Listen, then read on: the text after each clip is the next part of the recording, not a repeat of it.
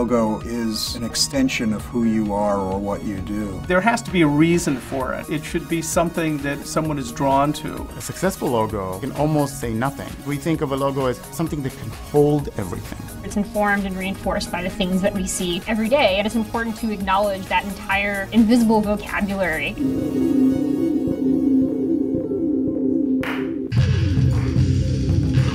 Logos go back to deep antiquity. It was a single image of something that was used as an expression of the individual. They represented a thought, an idea, or even a product, perhaps.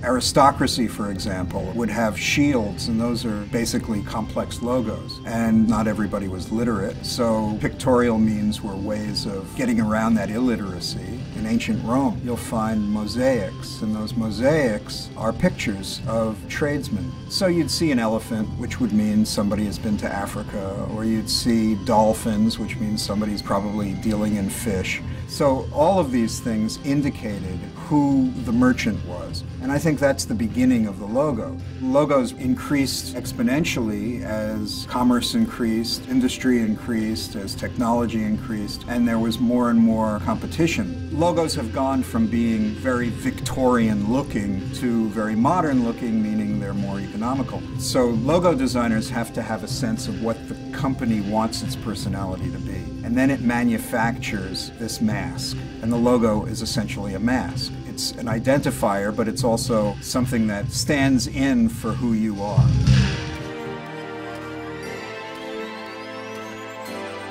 A great logo is memorable, it's appropriate to the brand, and it's simple so it can work everywhere and look the same in every situation.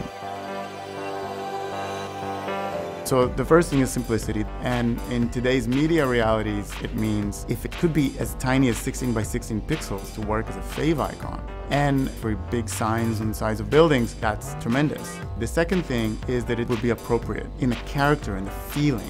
If you look at the Smithsonian Sun and you say, is that appropriate for an institution that has all these different galleries and museums? And then you start thinking, okay, does it look too corporate? No, it doesn't. Does it look too commercial? No, it doesn't. That is kind of what we ask ourselves when we look at a mark and say, is this right for them? And then the last thing, it should be memorable. And often it's something awkward. Often it's something that throws off a balance. And a good example is Mobile. That was done by Tom Geismar, my partner. He designed these letters that are based on geometry, and the simple change of the O to red made it just burn into your mind. When a design fulfills these parameters, with time it will build equity and it will build recognition. And we're looking for something that will look fresh for a long time.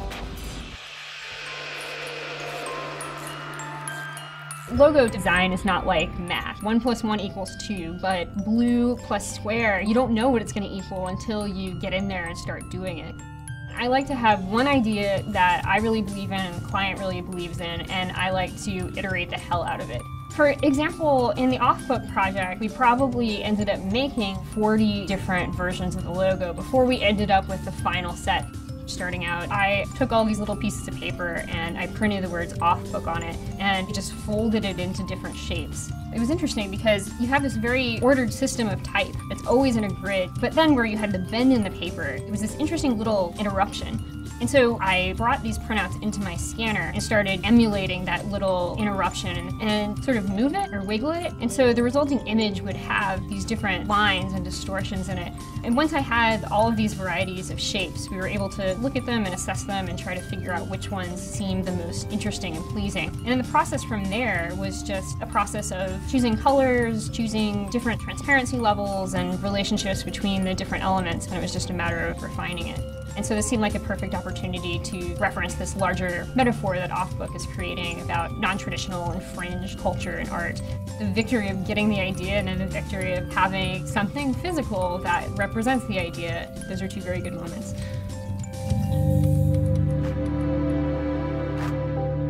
Logo design should be timeless. The classic thing is Coca-Cola. We know that script, and that script really came out of the 1890s, but it's such a part of our culture that it probably always will be contemporary.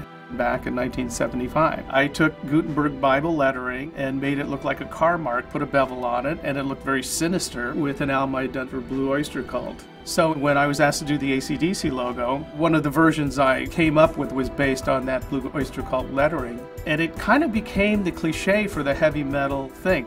When I use the word cliche, I'm really thinking of it more in terms of appropriateness. It could be just the obvious that is just the right thing. There's nothing wrong with that. Now it just is part of our culture. If a logo has been working and is recognizable and a company has spent millions of dollars to promote it, there's probably very little reason to redesign that logo.